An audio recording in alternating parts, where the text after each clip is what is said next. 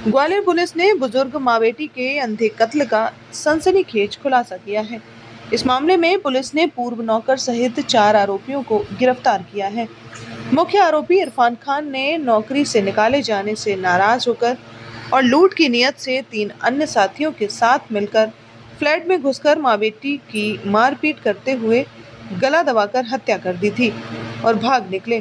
Gwalior police अधीक्षक का दावा है कि आरोपियों ने हत्या की वारदात कबूल की है और उनसे वारदात के दौरान लूटा गया मोबाइल भी बरामद किया है। गौरतलब है कि मंगलवार सुबह यूनिवर्सिटी थाना अंतर्गत पॉश सोसाइटी गार्डन होम्स के फ्लैट नंबर 322 में 80 वर्षीय बुजुर्ग महिला इंदुपुरी और उनकी 56 वर्षीय विधवा बेटी रीना भल्ला के शव संदिग्ध अवस्था में मिले थे।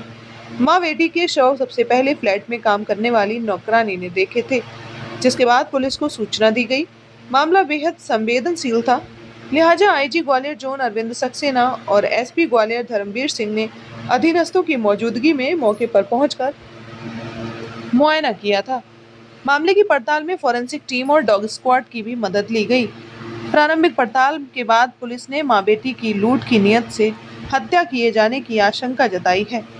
मृतक रीना भल्ला डेली नीड्स के जनरल स्टोर की संचालिका थी और उनके फ्लैट में जनरल स्टोर के नौकरों की आवाजाही सामान्य बात थी, क्योंकि वे होम डिलीवरी का भी काम करती थी। रीना के पति मनोज भल्ला की वर्ष 2011 में मौत हो चुकी थी। वे किडनी की गंभीर बीमारी से ग्रस्त थे।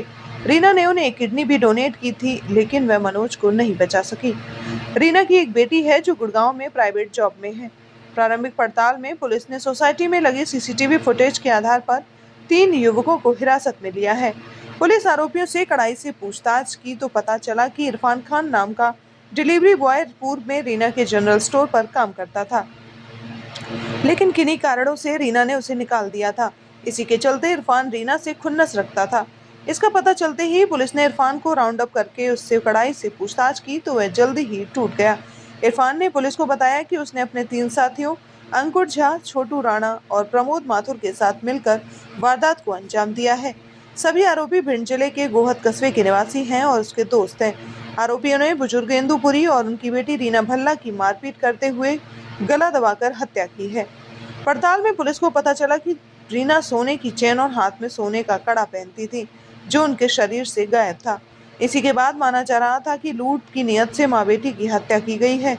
सूत्रों की माने तो हत्यारे वारदात में 25,000 रुपए नकद भी ले गए। इतना ही नहीं, हत्यारे रीना से एटीएम का पासवर्ड जानना चाहते थे, इसीलिए उन्होंने रीना की हत्या से पहले बुरी तरह से पिटाई की थी। एसपी ग्वालियर धर्मवीर सिंह ने के अनुसार वारदात का मुख्य आरोपी इरफान खान है। नौकरी से निकाले जाने की खुन्नस के बाद इरफान रीना से बदला लेना चाहता था। इरफान पूर्व में रीना के फ्लैट आता जाता था, इसलिए उसे रीना के फ्लैट और परिवार के बारे में पूरी जानकारी थी। इरफान ने मूलतः गोवध निवासी और हैदराबाद में नौकरी करने वाले अपने पुराने साथी छोटू राणा और प्रमोद माथुर से मदद मांगी। साथ ही वारदात में रीना के फ्लैट से बड़ी मात्रा में नकदी और जेवरात मिलने संभावना जताई थी। इसी के बाद छोटू और प्रमोद घटना कारित करने हैदराबाद से ग्वालियर आए। हालांकि अंकुर झा को इरफान ने गोहद से बुलाया था। इरफान के अपराध कबूलते ही पुलिस ने सभी आरोपियों की विधिवत गिरफ्तारी करते हुए उन्हें दाखिले हवालात कर दिया है। ग्वालियर क्राइम ब्रांच और यूनिवर्सिटी थाना पुलिस की संयुक्त कार्रवाई के चलते महज 24 घंटे में से कम समय में मां बेटी के अंधे कत्ल का न सिर्फ खुलासा किया जा सका है, बल्कि सभी चारों आरोपियों को पकड़ने में भी पुलिस ने सफलता पाई है।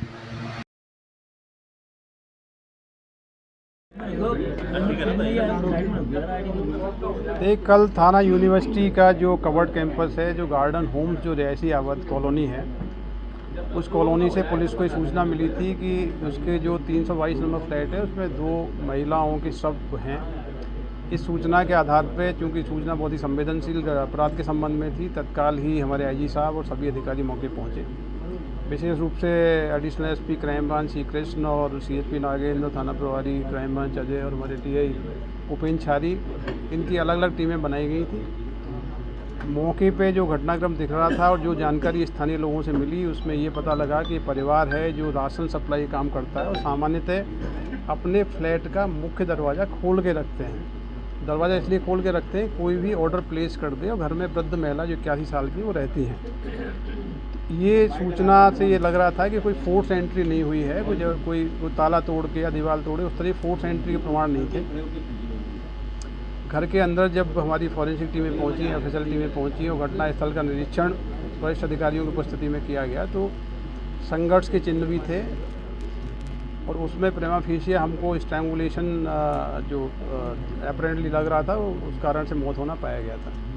दोनों का पोस्टमार्टम कराया गया। पोस्टमार्टम में स्ट्रैंगुलेशन से डेथ होना पाया गया था, जिसमें कि थाना यूनिवर्सिटी में FIR दर्ज की गई। ये घटना बहुत ही सेंसिटिव थी और एक कवर्ड कैंपस के अंदर हुई थी। इसमें स्वाभाविक रूप से काफ़ी गंभीरता से प्रभावी प्रयास करने की ज़रूरत थी। हमने इसमें additional SP crime branch Shri Krishna Lalchanda ji के नेतृत्व में 3-4 टीमें बनाई थी। मौके पे कवर्ड कैंपस में सिक्योरिटी गार्ड भी थे और CCTV कैमरे भी थे, तो उसकी छानबीन में काफ़ी हमको संदिग्ध मूवमेंट दिखे। ये जानकारी भी कॉलोनी के लोगों से मिली कि इस परिवार में कई नौकरों ने काम किया है और किन्हीं किन्हीं कारणों से झगड़ा हुआ है और झगड़ा होने के बाद नौकरों को हटाया गया है। तो हमारी जांच की प्रारंभिक दिशा उन नौकरों की सूची बनाने में और घर में काम करने वाली जो बाइयाँ थी उनके पूछताछ करने में थी। तो अभी 24 घंटे के अंदर ये पूरा जो केस था इसको वर्कआउट कर लिया गया है। इस केस के जो चारों प्रमुख आरोपी हैं पुलिस की कस्टडी में आ गए हैं, इनसे हम लोग पूछताछ कर रहे हैं। प्राइमरी पूछताछ में जानकारी मिली है, इसमें जो मुख्य आरोपी है ये इरफान खान है। इरफान खान मूल रूप से गोद का रहने वाला है और इस परिवार के साथ, मृतक परिवार के साथ ये 6 महीने पहले तक एक होम डिलीवरी बॉय का काम करता था। किसी कारण से इसको नौकरी से निकाल दिया गया था, जिसके कारण इसके मन में इस परिवार के प्रति कहीं ना कहीं नफरत थी और रंजिश की भावना थी। हमको नौकरी से निकाल दिया, दूसरे नौकर को रख लिया है। चूँकि ये नौकर ने काफ़ी समय तक इस परिवार के साथ काम किया था, तो परिवार की जो कमजोरियां हैं, जो इनकी कमज़ोर जो दरवाजे खुला रखते हैं, पूरी स्थितियों से वाकिफ़ था। उसको ये भी पता था कि परिवार में कुछ न कुछ कैश और ज्वेलरी रहती है। तो उस विवाद के चलते इसने अपने दोस्तों के साथ ये मैटर डिस्कस किया और ये प्लान किया कि हम इस घर में जाएंगे और ये वृद्ध महिला को ओवरपावर करके या इनका हत्या करके हमको काफ़ी सामान वहाँ से मिल सकता है और हमारी रंजिश जो है उसका भी बदला ले लिया जाएगा।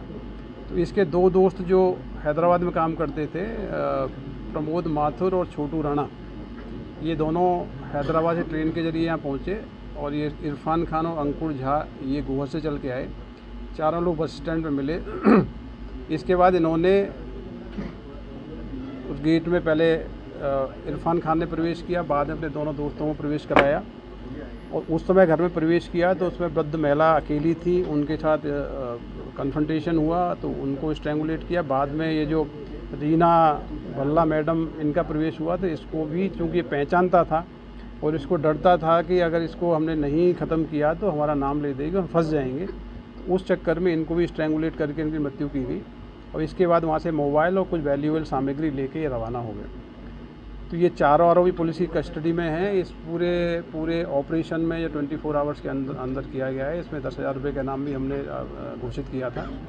इस पूरी टीम में हमारी जो टीम ये दिख रही है, हमारी क्राइम ब्रांच की टीम, हमारे थाना प्रभारी, सबने बहुत ही सूझबूझ से कई जगह इन्होंने रोल प्ले किए। उसके आधार पे अलग अलग स्थानों से इनको हिरासत में लिया गया है। अभी इनसे पूछताछ होगी, इनको अरेस्ट किया जाएगा, रिमांड लेंगे। रिमांड के बाद जो इन्वेस्टिगेशन की बाकी कड़ियाँ हैं उस पर काम करेंगे। नहीं, ये सब रहने वाले गोवा थाना क्षेत्र के हैं। ये अलग अलग समय पे अस्थायी रूप से काम करते हैं। इरफान खान ने पहले नीमच में काम किया है तो ये टेम्परेरी काम करते हैं।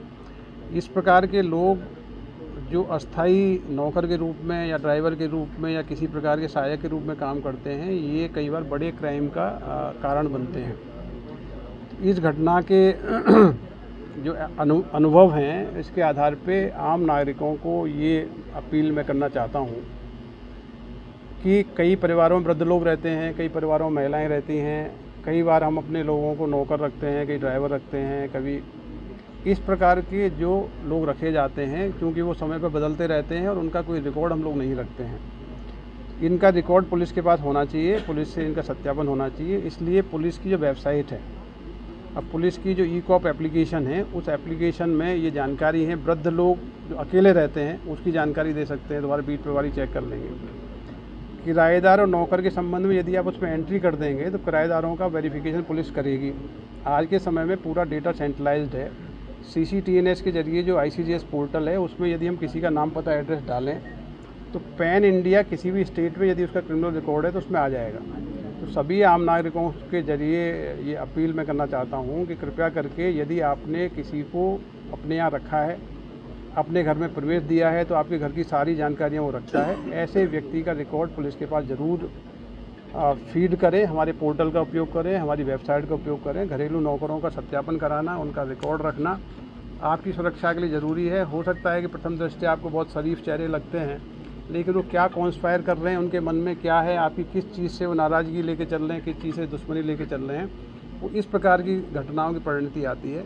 तो ये जो पूरा घटनाक्रम है, ये घरेलू नौकर के द्वारा किसी व्यक्तिगत रंजिश और खुंदक के चलते अपने साथियों के साथ मिलकर किया गया है, और इसमें पुलिस ने बहुत जल्दी ही इनको गिरफ्तार करने में सफलता प्राप्त की। एसपी साहब, ऐसा कोई डेटा है कि अभी इस ऐप का ग्वालियर जिले में कितने लोगों ने प्रयोग किया है और कितनों का